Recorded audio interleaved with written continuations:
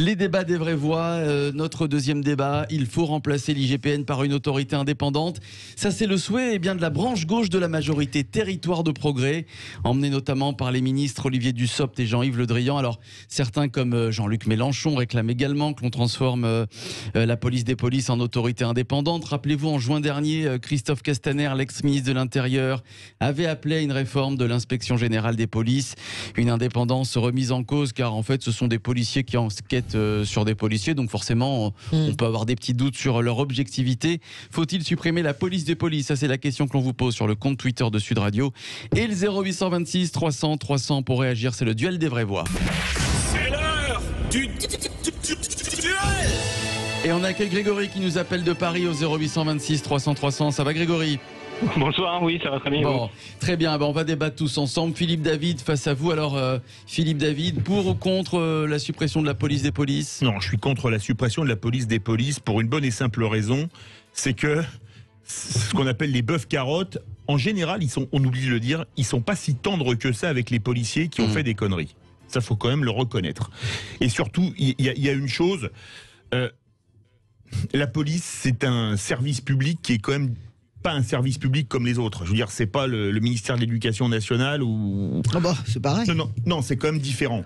Parce que eux, au moins, ils ont une arme, par exemple. Alors, Oui, c'est pareil pour la gendarmerie, tu me diras, ou les douanes, c'est vrai. Ouais. Mais je pense qu'aujourd'hui, on a quand même un vice qui est quand même de beaucoup taper sur les flics, de beaucoup taper sur les flics. Sur les réseaux sociaux, ils se font incendier en permanence, y compris avec des vidéos tronquées, parfois.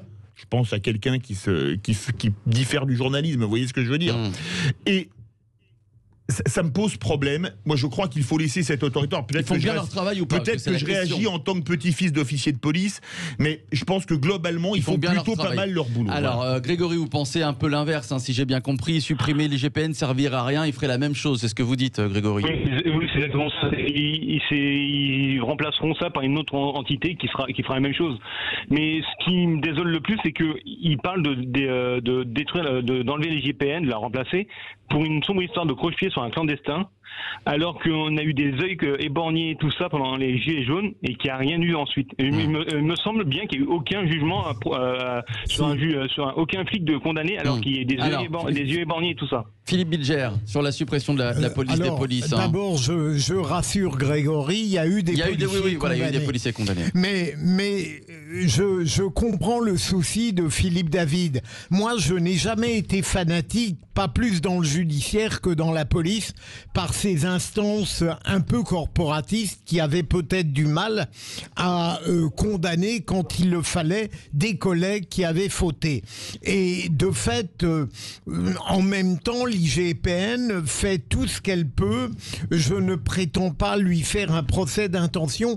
La seule chose qui me fait hésiter par rapport au changement, c'est que je vois mal comment on pourrait constituer cette autorité indépendante de telle manière qu'elle puisse plaire à tout le monde. Et de la même manière que dans la magistrature, j'aurais rêvé de remplacer le Conseil supérieur de la magistrature.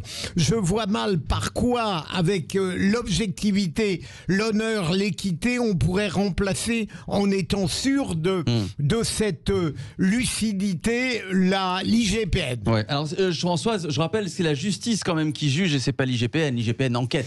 Non, bien sûr. Oui. Non mais honnêtement, pourquoi est-ce qu'il y a des nuages noirs sur l'IGPN? Parce que c'est inacceptable, le délai. C'est ça le problème en réalité. Le problème, c'est le problème des délais. C'est-à-dire que quand vous perdez une main ou un œil, ne vous en déplaise, c'est exactement ce qui s'est passé. On a un record, une forme de record mondial de personnes mutilées, de personnes éborgnées. Pendant les manifestations des Gilets jaunes. Indigne la façon. Nous sommes en train de passer de ce maintien de l'ordre qui faisait notre réputation dans le monde. Nous savions, avec les CRS, à une police de la confrontation. On a basculé en 2018 avec ça. Après, on peut m'expliquer, et moi, je vais dire tout l'amour que j'ai, et je suis pas moins républicaine que quiconque ici. J'aime la police, je la soutiens. Mais ce qui s'est passé avec les Gilets jaunes, c'est inacceptable. Donc quand vous perdez une main, ou vous perdez un œil dans une manifestation, évidemment que vous avez envie, parce que la main elle est perdue, vous avez envie que ça aille vite, et vous avez envie que ça aille au bout surtout. Donc il y a une suspicion. Mon idée n'est pas de... Il faut absolument une instance qui contrôle la police, évidemment, parce que Philippe a raison, ils ont la violence légale, cette expression que je déteste. Le monopole de la violence légale. Ils ont le droit de porter la une force arme. légitime. Oui, je suis voilà. d'accord avec vous, Philippe Bilger, parce que cette idée de violence je le légale sais. me dégoûte complètement. Donc, de la force légitime, ok.